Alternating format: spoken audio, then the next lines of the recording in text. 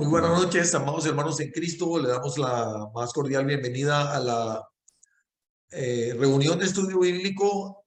Esto es una serie que hemos llamado El ascenso del reino de Israel. Y hoy estamos en la sesión número 5 de esta serie, que es de 8 sesiones. Esta es la quinta. Hoy vamos a hablar sobre los valientes de David. La semana pasada estuvimos hablando de la rebelión de Absalón. Y hoy vamos a hablar de los valientes de David. Y vamos a orar para poner esta reunión en manos del Señor. Padre, amado de la gloria, alabado sea tu santo y poderoso nombre, Padre nuestro, Señor nuestro y Dios nuestro. Te damos gracias por esta oportunidad de poder reunirnos esta noche una vez más, Señor, a escudriñar tu palabra y a recibir de ti, Señor, a escuchar tu voz, Padre. Con toda humildad de corazón, Señor, ponemos esta reunión en tus manos y te pedimos que tú esta noche nos hables, que tú nos redargullas, que tú nos bendigas, Padre. Que tú nos muestres, Padre, lo que tú tienes en tu palabra para cada uno de nosotros esta noche, Padre, porque sabemos que tu palabra, oh Señor, es viva, es eficaz y es más cortante que toda espada de dos filos. Es vigente al día de hoy, Señor. Y con toda humildad, Padre, queremos aprender de lo que tú nos dices allí en tu palabra, Señor. Así que te pedimos que sea la presencia de tu Espíritu Santo con nosotros. Pon tus ángeles alrededor nuestro guardándonos, Señor. Pon en nosotros la mente de Cristo, Señor, y háblanos a nuestros corazones, Padre, conforme a lo que sea tu buena voluntad, agradable y perfecta, Señor, en el nombre de Jesús. También te pedimos que aceleres, que aligeres los pasos de esas personas que están por conectarse, Señor, para que también reciban la bendición, Señor, de esta palabra, Señor. Aligera sus pasos y pon en ellos el querer y el hacer, Señor, para que se conecten y también reciban de ti esta noche, Señor. Bendigo a los que están esta noche conectados por acá en vivo y a los que se conectan a través del YouTube en diferido, Señor.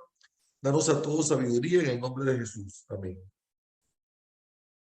Bueno, hola Patti y Mónica, ¿cómo están? Buenas Buenas noches, ¿cómo están noches. todos? Buenas noches, buenas noches. Bueno, la semana pasada estuvo hablando el pastor Miguel Ángel Contreras sobre la rebelión de Absalón y fíjense que ah, hemos venido hablando de que de cada una de estas personas que eventualmente estuvieron en eminencia, bien sea porque estuvieron ejerciendo el reinado o alguna posición importante en Israel, de muchos de ellos podemos aprender lecciones porque ellos, muchos hicieron algunas cosas buenas y también algunas cosas malas. Entonces, tanto de lo malo como de lo bueno, siempre tenemos mucho que aprender. Estaba hablando el pastor Miguel Ángel la semana pasada de la rebelión de Absalón. Absalón se sentía con el derecho de ejercer el reinado, de ocupar el trono. No podemos decir si eventualmente hubiese sido rey o no, porque solo Dios lo sabe, ¿verdad? En caso de que no hubiese hecho lo que hizo. Pero como quiera que sea, Absalón hizo lo malo porque se rebeló contra su padre y lo hizo de una manera muy terrible. Ya ustedes lo vieron en el estudio de la semana pasada. Y repito, él era un hijo de, o sea, él estaba en el palacio, él era un hijo del rey, con todos los privilegios que podía significar, pero se jugó la vida por hacer lo que no tenía que hacer. Entonces, ahí tenemos una lección de que debemos aprender, como dice Salomón, que todo tiene su tiempo debajo del sol y que nosotros no debemos apresurar las cosas. David fue un hombre que no apresuró las cosas, a pesar de que sí cometió errores, cometió pecados muy graves, pero él no apresuró las cosas porque aunque a David le había dado David había sido ungido como rey por el profeta Samuel desde muy temprana edad y pasaron, no se sabe, 13, 14, 15 años hasta que él al fin comenzó a ejercer el reinado, pero él no se apresuró. Y tal vez recuerdan ustedes que él tuvo, el rey Saúl lo perseguía no para saludarlo, lo perseguía para matarlo. Y el rey Saúl estaba como obsesionado con David. Era como una psicopatía lo que tenía el rey Saúl contra David, porque lo veía como un enemigo, porque la gente lo quería y porque eventualmente sabía que había sido coronado, ungido como rey. Lo cierto es que le tenía rabia, le tenía envidia, le tenía celos y lo andaba buscando para matarlo. David le tocó vivir varios años como un fugitivo, yo diría que como un guerrillero. Estaba leyendo hoy sobre David, Patricia y Mónica, y me acordaba de esos guerrilleros de Colombia, ¿verdad? Que tienen que andar por ahí en las montañas, escondiéndose. La diferencia es que David no había hecho nada malo, ni tampoco había procurado en ningún momento hacer nada en contra del rey. Sin embargo, él le tocó huir, esconderse. Y en dos oportunidades, mientras Saúl perseguía a David, él tuvo la posibilidad de matar a Saúl, que en ese momento pues era su adversario. Y tuvo dos oportunidades. Una, cuando dice que Saúl entró a la cueva para cubrir sus pies. Cuando dicen la palabra cubrir sus pies, presumimos que se agachó para hacer una necesidad fisiológica y que puso la capa a un lado y que David sigilosamente le cortó un pedazo de la capa. Pero en ese momento, Abisai, que era uno de sus hombres, ¿cuántos han escuchado hablar de Abisai? Abisai, que era uno de sus hombres, le decía, mátalo, mátalo. Dios lo puso en tus manos, mátalo. Y David dijo, no, Dios me guarde, ¿cómo yo voy a hacer algo en contra del ungido de Jehová? Porque David sabía que Saúl había sido ungido por el Señor. Y él tuvo entendimiento de ello, de que él iba a ser rey en el tiempo de Dios. Después, en una oportunidad, estaba Saúl descansando. Dice que Dios puso un sueño profundísimo en el rey Saúl y en Abner, que era el jefe del ejército, y en los que estaban allí. Y entró a la tienda donde estaba y también lo pudo haber matado y no lo mató. Y entonces después le dijo, las dos veces le dijo, mira, yo pude haberte matado y no lo hice. Pero lo cierto es que en esas dos oportunidades, Abisai le decía, mátalo, mátalo, mátalo. Ahora bien, ¿quién es Abisai? Abisai es un hermano de Joab. Vamos a ver ahora quiénes son ellos. Entonces, hoy vamos a hablar de los valientes de Saúl. ¿Y qué características tenían estos hombres que se conocen en la Biblia como los valientes de David, quise decir? ¿Qué características tenían estos hombres que se conocen en la Biblia como los valientes de David? Miren esto, David estaba huyendo del rey Saúl. Estaba huyendo porque prefirió huir que confrontarlo. Tal vez si lo hubiese confrontado, igual lo hubiese destruido, pero él prefirió irse. Tal vez ustedes recuerdan en alguna sesión que hicimos en una oportunidad cuando Jonatán lo despidió y le dijo, mira, mi papá definitivamente procura matarte. ¿Se acuerdan de esa sesión que tuvimos, César? Que decía, mira, definitivamente mi papá te está buscando, tienes que huir, mi papá te va a matar, y él decidió huir. Entonces dice que David, yéndose luego David, huyó a la cueva de Adulán, y cuando sus hermanos y toda la casa de su padre lo supieron, vinieron allí a él.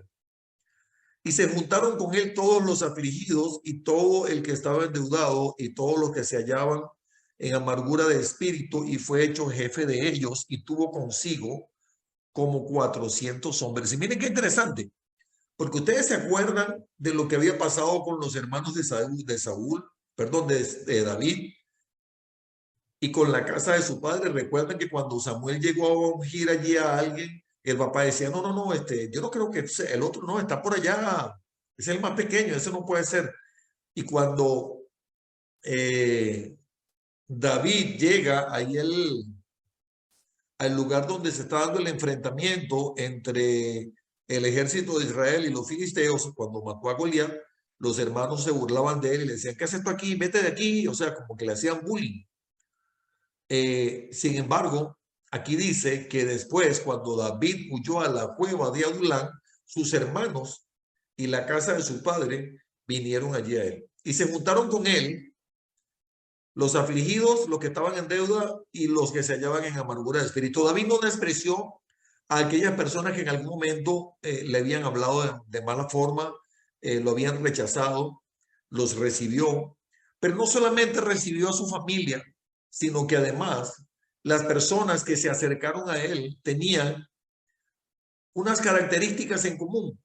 Y dice que ellos eran, a ver, afligidos, endeudados y amargados.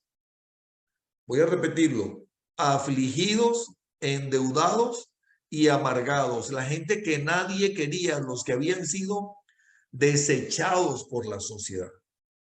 Hoy me vino a visitar un amigo de Costa Rica que siempre fue muy exitoso en sus negocios.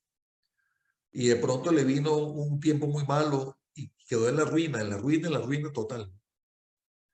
Y ahora pues con mucho trabajo arduo se volvió a levantar.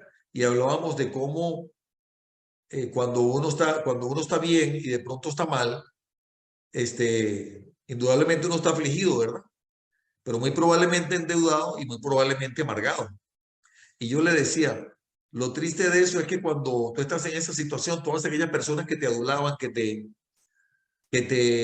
decían tantas cosas bonitas y te buscaban para pedirte favores, luego todo se desaparece y nadie cree en ti. Algunos dicen, yo sabía que iba a terminar mal y cosas así por el estilo.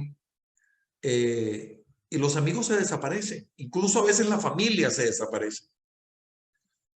Pero David, en el tiempo malo, no solamente recibió a su familia, sino que también recibió a aquellos que estaban afligidos, endeudados y amargados. Yo quisiera que tú reflexionaras en este momento y a ti que me estás viendo en el YouTube en diferido y los que están aquí presentes esta noche, y si quieren me lo escriben en el chat, sí o no. Te pregunto, ¿alguna vez te has sentido afligido o endeudado o amargado? O tal vez las tres juntas. Y cuando digo amargado, perdón, cuando digo endeudado me puedo estar refiriendo a deuda financiera, como también a otros tipos de deudas, porque a veces uno eh, se siente endeudado porque cometió errores que eventualmente generaron consecuencias que afectaron a otras personas y eso le hace sentir a uno un sentido de culpabilidad. Y lo que le provoca a la persona que se siente así en ese momento, ¿qué creen ustedes que es? ¿Qué es lo que le provoca a esa persona? Afligido, endeudado, ok, dice las tres. Dice por aquí JM las tres. Leticia, yo pasé por todo eso, un proceso muy fuerte y doloroso. ¿Qué es lo que le provoca a esa persona que está afligida, endeudada y amargada? ¿Qué creen ustedes? No estoy hablando de quitarse la vida, ¿no? Porque, bueno, eso es un extremo. Pero Dejarse totalmente, no quieres hablar con alejarse, nadie, alejarte, cerrarte en un cuarto oscuro. huir porque no tienes cabeza para, no tienes cara para confrontar eso. Pero esas personas fueron las que David recibió, los que nadie quería, los desechados, los descartados de la sociedad, los pobres de espíritu fueron los que David recibió. Y entonces, ¿qué fue lo que sucedió allí? Me encanta este estudio sobre los afligidos, endeudados y amargados. Cuando David estaba en la cueva de Adulán, que lo estaba persiguiendo Saúl, escribió el Salmo 142. Y David también estaba afligido y amargado. Y dijo, con mi voz clamaré a Jehová, con mi voz pediré a Jehová misericordia. Después de él les pondré mi queja. Perdón, delante de él les pondré mi queja. Delante de él manifestaré mi angustia. Cuando mi espíritu se angustiaba dentro de mí, tú conociste mi senda. En el camino en que andaba me escondieron lazo. Mira a mi diestra y observa, pues no hay quien me quiera conocer. Miren esto, no hay quien me quiera conocer. Es decir, se sentía rechazado, despreciado. No tengo refugio, ni hay quien cuide de mi vida. Clamé a ti, oh Jehová, dije, Tú eres mi esperanza y mi porción en la tierra de los vivientes. Escucha mi clamor porque estoy muy afligido.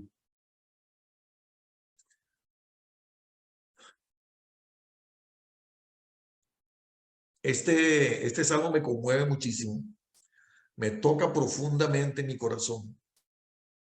Porque sí, yo les puedo decir que cuando yo he estado en esos momentos de desesperación, así como dice Alicia que estuvo o se sintió en algún, perdón, Leticia y Jaime y Miguel, endeudado, amargado y ¿qué más decía? Afligido. Afligido, endeudado y amargado. En ese momento. Parece mentira, pero ¿por qué uno deja la oración a veces para el último momento? Pero créanme, y de verdad que se lo digo con conocimiento, desde la experiencia, yo me identifico tanto con esa oración del Salmo 142, porque en esos momentos yo he clamado al Señor. Y de verdad el Señor me ha socorrido en esos momentos de dificultad. Y ha sido algo bellísimo. Y le doy la gloria a Dios por eso. Entonces, los afligidos, los endeudados y los amargados. Repito, tal vez uno a veces no habla de una deuda financiera, de dinero, sino de una deuda que puede ser de pecado, de algo que uno hizo mal, que sabe que está generando consecuencias. Endeudado delante del Señor por causa del pecado. Amargado de espíritu porque quisiera poder enmendar lo que hizo y no logra hacerlo, pero tal vez lo más difícil es sentirse despreciado, que nadie, como dice David aquí en el Salmo 142, no hay quien me quiera conocer, no tengo refugio, ni hay quien cuide de mi vida. Porque en ese momento es como que a todo el mundo, perdonen la palabra fea, es como que a todo el mundo le hiedes. Ustedes saben que, bueno, ya esto yo lo he dicho otras veces aquí en estos estudios bíblicos. Ya voy a la palabra, Camilo. Que yo no sé si ustedes han visto que está tan de moda que se habla en la internet de las personas tóxicas. Y entonces la gente como que, fíjense que mi esposa dice, hoy en día los muchachos no se educan en las escuelas ni los educan los padres, se educan a través de las redes sociales. Y en esas redes sociales te educan de que rechaza, desprecia a las personas tóxicas. Entonces una persona que está en problemas porque se siente mal, porque necesita hablar, porque necesita deshogarse, quizá en ese momento es considerado como una persona tóxica y la gente lo descarta. ¿Quería decir algo, Camilo? Sí, pastor. Yo creo que todos hemos pasado por esto. Se pone un nudo en la garganta de que todos los que hemos estado en esto es algo, como decía el hermanito, dan ganas de encerrarse en un cuarto y decir, no más, Señor. Y lo último que pensamos es en el Señor, porque en ese momento todo nuestro ser, nuestro alma, nuestro espíritu, nuestro yo está envuelto en ese problema. A mí me pasó con la iglesia cuando nosotros estábamos de pastores. Esto no lo había dicho, lo digo ahora.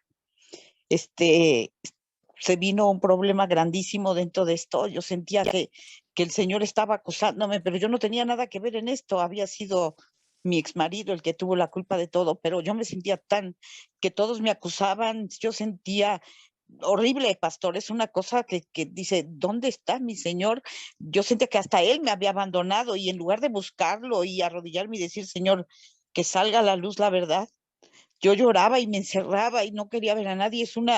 Es algo que lo que dice el Salmo, se duele, todo nuestro ser se duele. Y lo último que hacemos es buscar al Señor. Cuando yo clamé y busqué al Señor y decía, Señor, ¿dónde estás?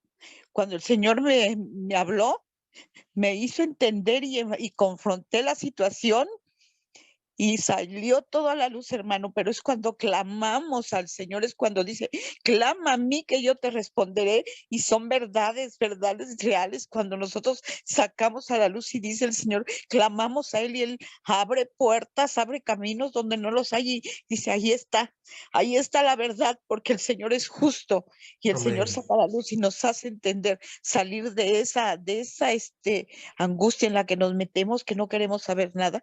Lo que está diciendo Pastor es real y yo creo que a cada uno de nosotros de cierta manera nos ha pasado, pero gracias a Dios porque Dios nos levanta cuando clamamos a Él, Pastor. Amén, así es. Y tú sabes lo que pasa, Camil, que cuando estamos en esa situación, es como que de pronto estamos tal vez enojados o tal vez como que dejándonos arrastrar o dominar por nuestras emociones carnales. Cuando digo carnales, no me lo tome como algo malo, sino las emociones naturales del ser humano. Y es tanto lo que eso nos domina que no nos sentimos en capacidad en ese momento de clamar a Dios. ¿A ustedes no les ha pasado que en un momento tan enojado que dicen, no, yo no puedo orar así? A mí me ha pasado. ¿Sí? Dice Mirellita que sí. Sí, entonces, a veces estamos tan así tan afligidos que no podemos orar al Señor. Bueno, entonces vamos a continuar. Dice que primero de Samuel 23, 10 al 14, David, después de que murió el rey Saúl, no porque David lo mató, sino porque murió en una batalla, dijo David, Jehová, Dios de Israel, tu siervo tiene entendido.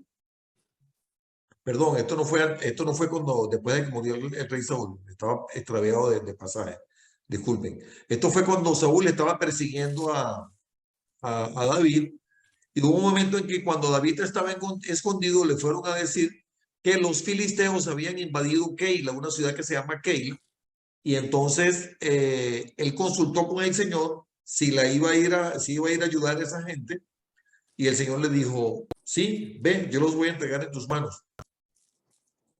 Y él se fue. ¿Y con quién se fue? ¿Con quién se fue a liberar esa ciudad? Con los amargados, con los endeudados y con los afligidos. Con sus valientes fue y liberó la ciudad. Pero eso llegó a oídos del rey Saúl. Y le dijeron a David, mira, Saúl viene para acá. Entonces cuando David estaba allí, consultó al Señor y le dijo, Señor, ¿me quedo o me voy? ¿Tú crees que esta gente me va a entregar? Es decir, que se lo iban a delatar, que si de pronto se escondía, si lo delataban, y el Señor le dijo, sí, si Saúl viene, ellos te van a entregar. Entonces miren lo que pasó. Me entregarán los vecinos de Keila en sus manos, descenderá Saúl como oído tu siervo Jehová, Dios de Israel, te ruego que lo declares a tu siervo. Y Jehová dijo, sí, descenderá.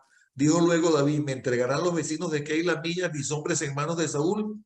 Y Jehová respondió, os entregarán. David entonces se levantó con sus hombres, que eran como 600, y salieron de Keila y anduvieron de un lugar a otro.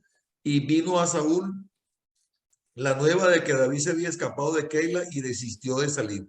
¿Cuántos hombres eran los que tenía David por aquí?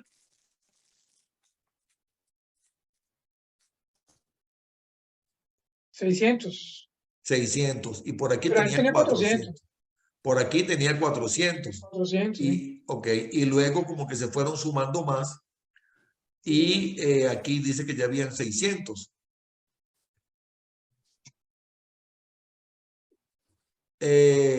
Aquí hay otro pasaje donde habla de cuántos son. Dice, entonces David dijo a sus hombres, cíñase cada uno su espada, y se ciñó cada uno su espada, y también David se ciñó su espada. Y subieron tras David como 400 hombres y dejaron 200 con el bagaje. Todavía son aquí aproximadamente 600 hombres, los valientes de David. En segunda de Samuel, capítulo 23, del versículo 8 en adelante, los menciona y habla de ellos, o de la mayoría, o de una buena cantidad de ellos. Miren lo que dice. Estos son los nombres de los valientes que tuvo David. José Basebet, el tagmonita principal de los capitanes. Este era Adino, el esnita, que mató a 800 hombres en una ocasión. Entonces aquí se empieza a relatar las hazañas que hicieron los valientes de David. Después de este, Eleazar, hijo de Dodo, Ahorita, uno de los tres valientes que estaban con David cuando desafiaron a los filisteos que se habían reunido allí para la batalla y se habían alejado los hombres de Israel. Este se levantó e hirió a los filisteos hasta que su mano se cansó y quedó pegado a su mano a la espada. Aquel día Jehová dio una gran victoria y se volvió el pueblo en pos de él tan solo para recoger el botín. Yo quiero que ustedes vayan viendo las características de estos valientes y que vayan viendo la magnitud de las cosas que ellos hicieron. Aquí liberaron a Israel de un ataque de los filisteos, tenían una batalla contra los filisteos. Dice que los hombres de Israel, es decir, los del ejército de Saúl, se habían ido, se habían alejado y ellos los vencieron. Pero uno solo mató un montón de los filisteos. Luego dice, después de este fue Sama, hijo de Age, Ararita. Los filisteos se habían reunido en Ley, donde había un pequeño terreno lleno de lentejas. Y el pueblo había huido delante de los filisteos. Él entonces se paró en medio de aquel terreno y lo defendió. Y mató a los filisteos. Y Jehová dio una gran victoria. Y 3 de los 30 jefes que descendieron y vinieron en tiempo de la siega a David en la cueva de Adulán. Y el campamento de los filisteos estaba en el valle de Refaín. David entonces estaba en el lugar fuerte y había en Belén una guarnición de los filisteos. Y David dijo con vehemencia, ¿quién me diera de beber del pozo de Belén, que está junto a la puerta? Entonces los tres valientes irrumpieron por el campamento de los filisteos y sacaron agua del pozo de Belén que estaba a la puerta y tomaron y lo trajeron a David, mas él no la quiso beber, sino que se levantó, sino que la derramó para Jehová diciendo, lejos sea de mí, oh Jehová, que yo haga esto. ¿He de beber yo la sangre de los varones que fueron con peligro de su vida? No quiso beberla. Luego dice, Abisai, hermano de Joab, hijo de Sarbia, fue el principal de los 30. Este alzó su lanza contra 300 a quienes mató y ganó renombre con los tres. Él era el más renombrado de los 30 y llegó a ser su jefe, mas no igualó a los tres primeros. Después Benaía, hijo de Joiada, hijo de un varón esforzado, grande en proezas de Capseel. Este mató a 2 leones de Moab y él mismo descendió y mató un león en medio de un foso cuando estaba nevando. También mató él a un egipcio, hombre de gran estatura, y tenía el egipcio una lanza en su mano, pero descendió contra él con un palo y arrebató al egipcio la lanza de la mano y lo mató con su propia lanza.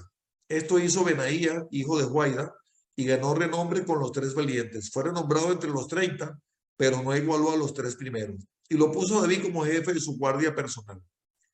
Asael, hermano de Joab, fue de los 30. Elanán, hijo de Dodo, de Belén, Sama Arodita, Elica Arodita. Entonces, miren, aquí tenemos a tres personas. Dice Abisai, hermano de Joab, hijo de Sarbia. Luego dice por aquí, Asael, hermano de Joab, y por aquí también dice, sí, Asael, hermano de Joab. Entonces tenemos aquí tres hermanos, que son Abisai, Joab y Asael. Son hermanos. ¿Son hijos de quién? Ellos tres. A ver si lo ven. De Saúl. Son hijos de Sarbia. Abisai, Joab y Asael son hermanos. Son hijos de Sarbia. ¿Ustedes se acuerdan quiénes eran los que habían ido a donde David cuando él estaba en la cueva de Adulán? Primero dice que fueron sus hermanos y la casa de su padre.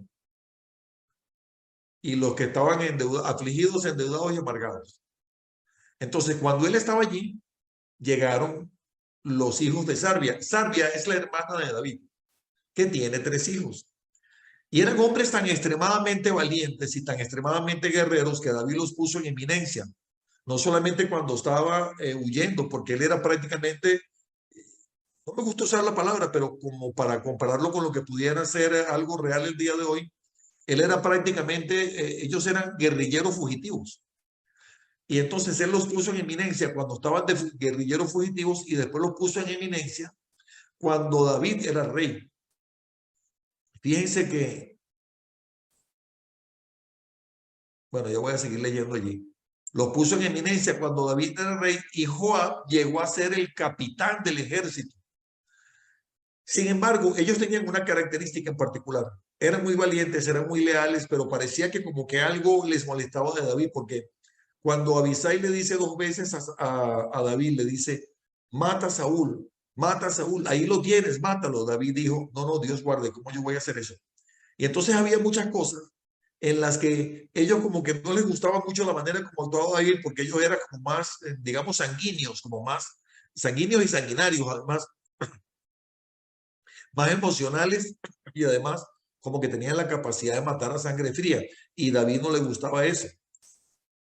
Entonces, continuamos aquí con los valientes. Él es Paltita, Ira, hijo de Iques, Tecoita, Abiezer, Anatonita, Mebusai, Usatita, Salmón, Aotita, Marai, Netofatita, Elec, hijo de Baana, Netofatita, Isaí, hijo de Ribai, de Gaba, de los hijos de Benjamín.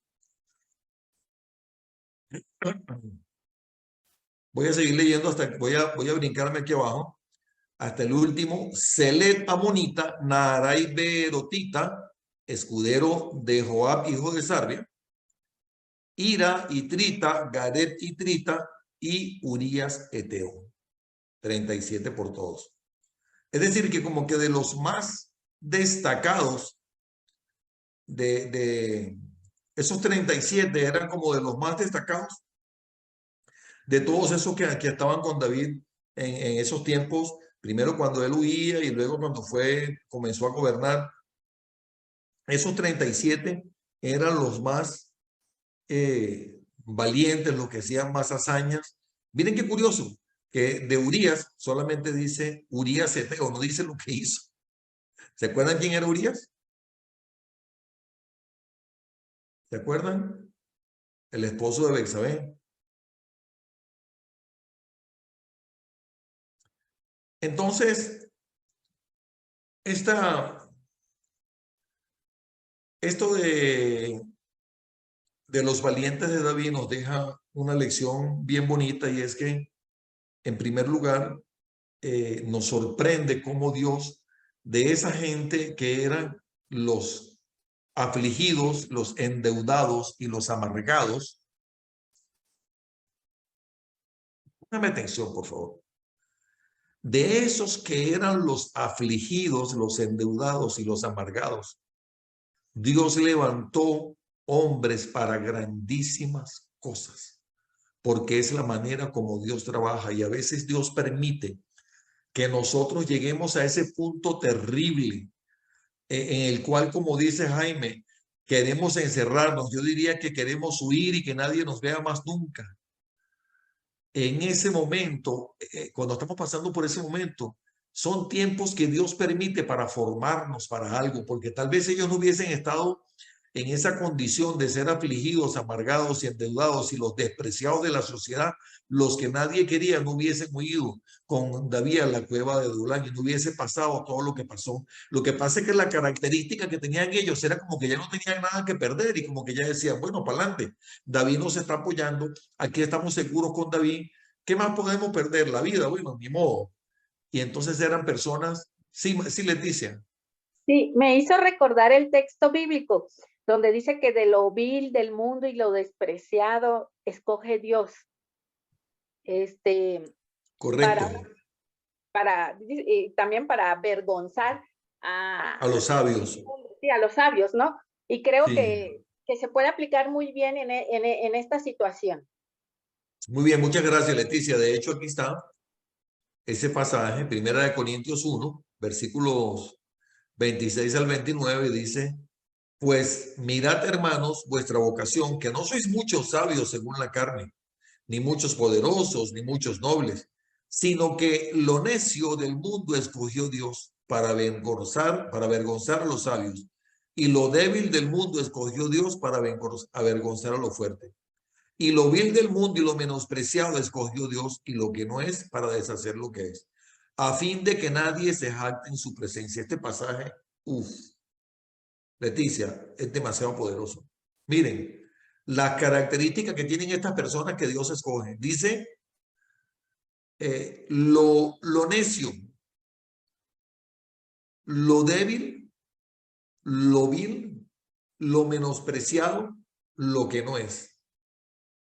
De lo necio, de lo vil, de lo débil, de lo menospreciado y de lo que no es de donde Dios escoge personas para deshacer lo que es, para que nadie se jacte en su presencia. Porque la palabra de Dios dice que Él exalta al humilde, pero avergüenza al soberbio, dice la palabra de Dios. Y eso fue lo que hizo Dios con David. Y Dios lo que hizo con David y con sus valientes fue avergonzar a los soberbios. Joab, que llegó a ser el capitán del ejército de David cuando ya estábamos hablando del reino glorioso de David.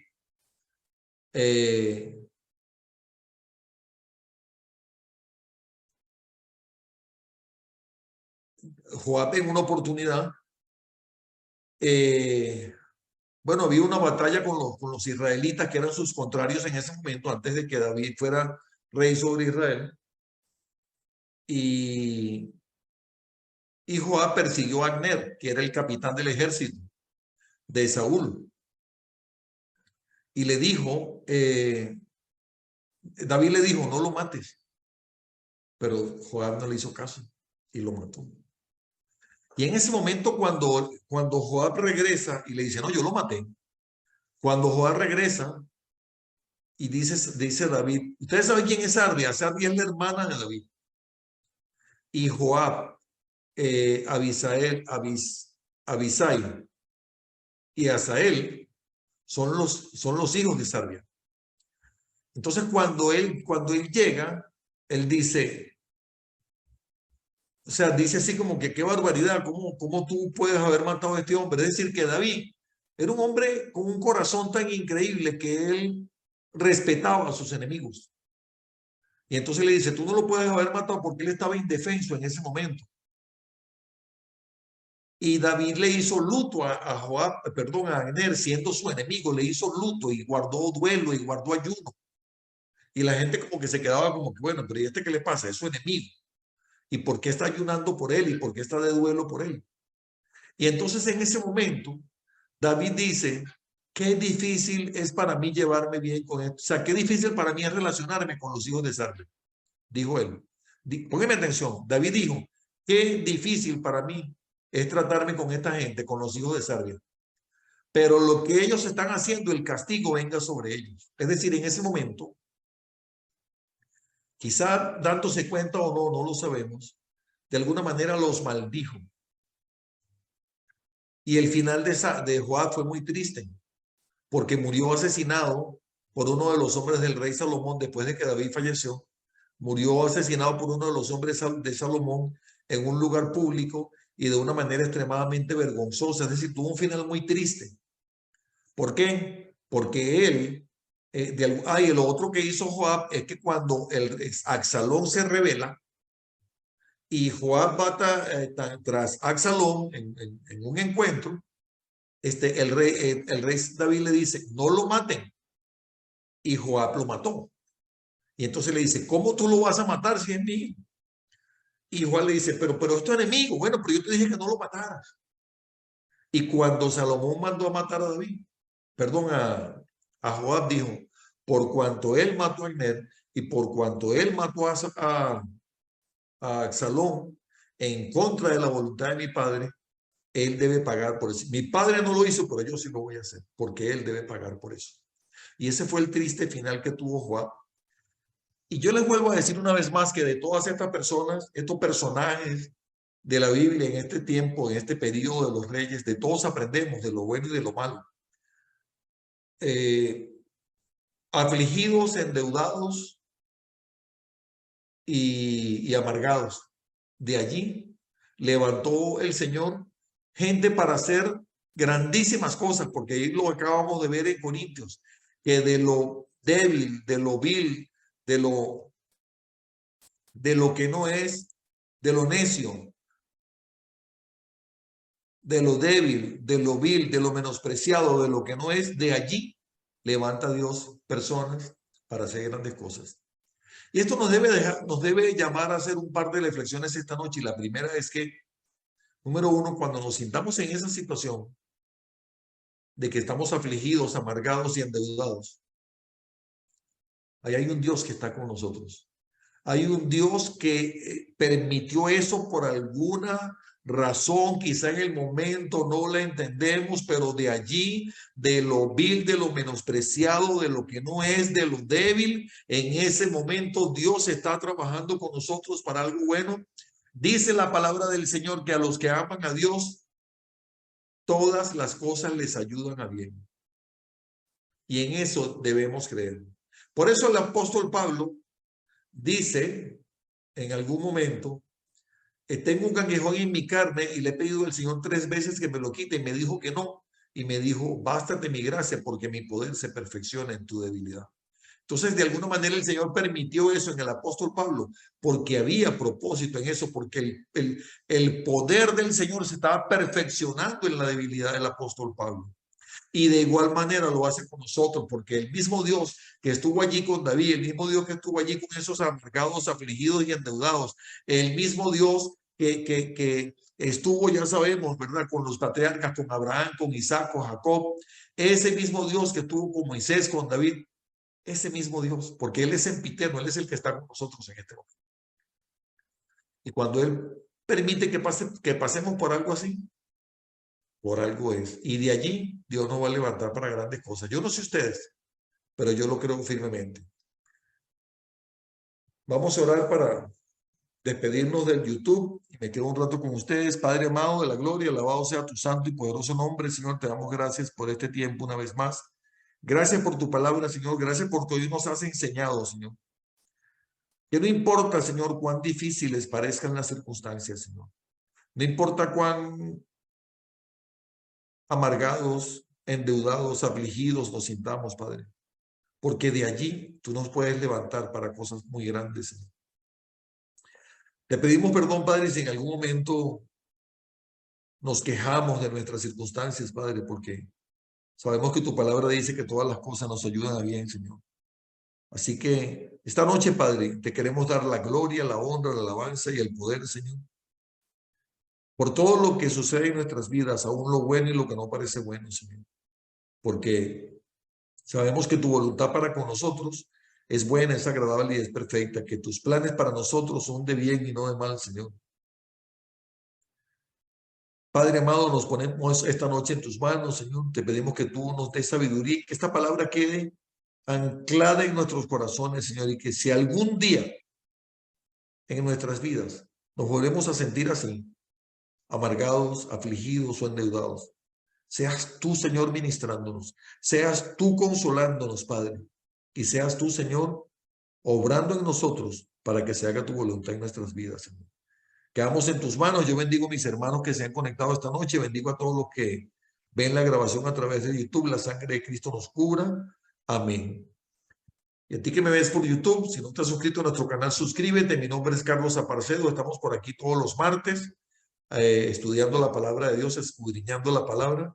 Así que bienvenido. Te invitamos a reunirte con nosotros cada martes a conocer más de la palabra del Señor. Bendiciones.